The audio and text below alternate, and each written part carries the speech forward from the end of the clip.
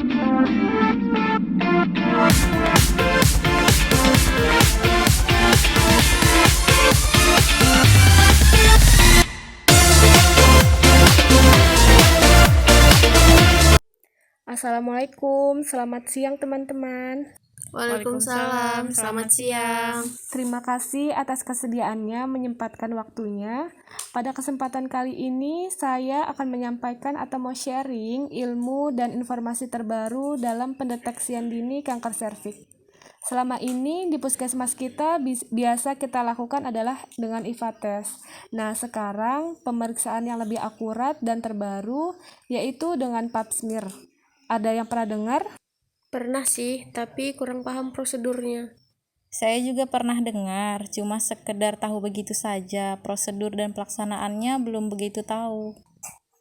Baik, saya akan jelaskan sedikit ya. Pap smear merupakan upaya pencegahan sekunder pada kanker serviks. Nah, sedangkan pada pencegahan primernya dengan pemberian vaksinasi. Tujuan utamanya apa? Tujuan utama dari pemeriksaan ini untuk menilai adanya perubahan sel yang abnormal yang mungkin berasal dari kanker serviks atau belum berkembang menjadi kanker atau yang biasa disebut sebagai lesi prakanker. Alat yang diperlukan bisa dilihat dari selembaran kertas yang saya berikan tadi ya. Bisa sambil dibaca-baca. Apabila ada yang kurang dipahami, nanti kita bisa diskusikan bareng-bareng. Bu, apakah pap smear ini ada persyaratannya seperti IVA test? Oh iya, syaratnya hampir sama seperti syarat sebelum pemeriksaan IVA test. Hanya saja ada tambahan sedikit. Nah, yang pertama, hindari hubungan seksual 1-2 hari sebelum dilakukannya tes. Yang kedua, pastikan sudah mengosongkan kandung kemih sebelum melakukan tes. Yang ketiga, hindari penggunaan obat-obatan untuk area vagina, nah kecuali diresepkan oleh dokter. Tentunya tidak sedang menstruasi ya. Apakah ada indikasi untuk pemeriksaan pap smear tersebut? Nah, untuk indikasi pemeriksaan pap smear ada 7. Yang pertama, peserta berusia 18-70 tahun. Yang kedua, pernah melahirkan lebih dari 3 kali. Yang ketiga, mengalami perdarahan saat berhubungan seksual. Yang keempat, mengalami keputihan atau gatal pada daerah vagina. Yang kelima, peserta sudah pernah melakukan hubungan seksual sebelum usia 20 tahun. Yang keenam, sering berganti pasangan saat bersenggama.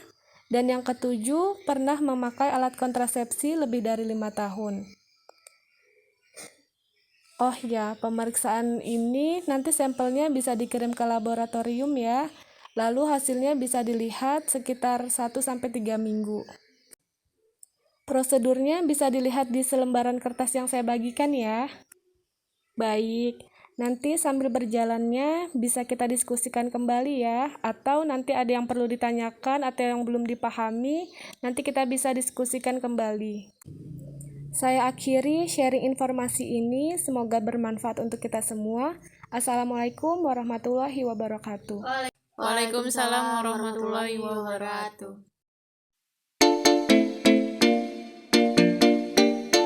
Anatomis. Yang pertama membersihkan labia mayora, dextra, membersihkan labia mayora sinistra, membersihkan labia minora dextra. Kemudian kita membersihkan labia minora sinistra dari vestibulum ke anal. Oke. Selanjutnya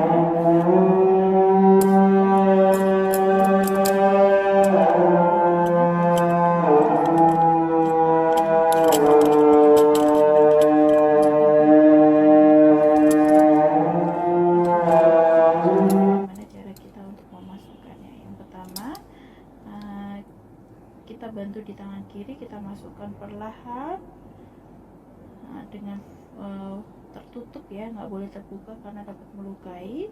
Kemudian kita putar sebesar 30. Setelah masuk, spekulum ke dalam getter natalia ibu, kita usahakan spekulumnya dapat terbuka. Setelah terbuka dan dirasa pas, nantinya spekulum ini bisa dikunci dengan memutar baut ke arah sebelah kanan.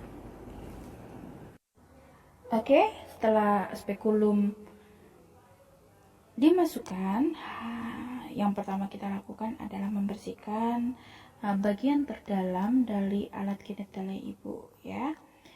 Kita menggunakan tampontan dan kasa steril untuk membersihkan sekret atau lendir yang berada di dalam alat genitalia ibu terdalam, ya.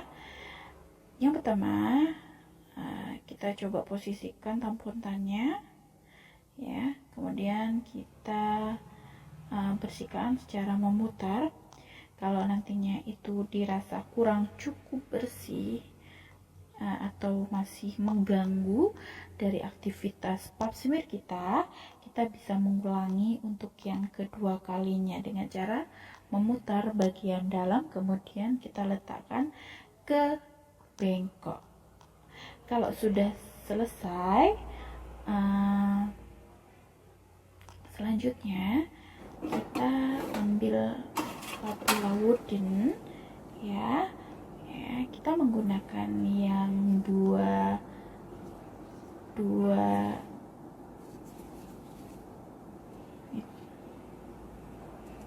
kemudian fungsinya adalah pengambilan jaringan, yaitu untuk mengambil jaringan tersebut.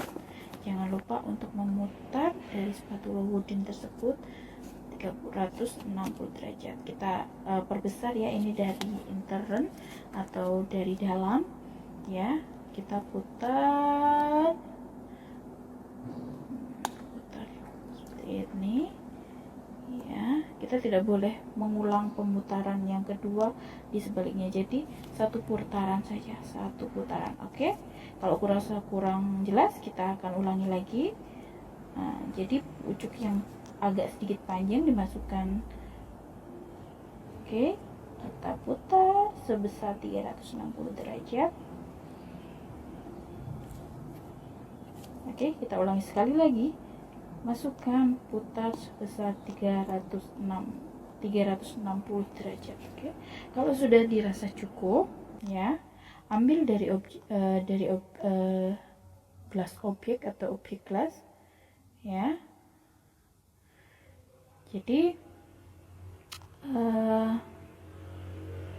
lekatkan hasil dari jaringan tadi ke objek gelas, ya. Kalau dirasa masih ketipisan, ya, kita ulangi, atau di spatula sebaliknya kita lekatkan ke objek gelas. Jangan lupa setelah itu, ya, kita rendam dengan liquid alkohol kurang lebih 5 menit saja. Setelah itu kita lepaskan spekulum. Pelepasan sama dengan kebalikan dari pemasangan. Kita putar ke kanan, ya. Sebelum diputar, kuncinya jangan lupa dikendorkan, kemudian kita tarik perlahan. Baiklah, kalau sudah selesai, kita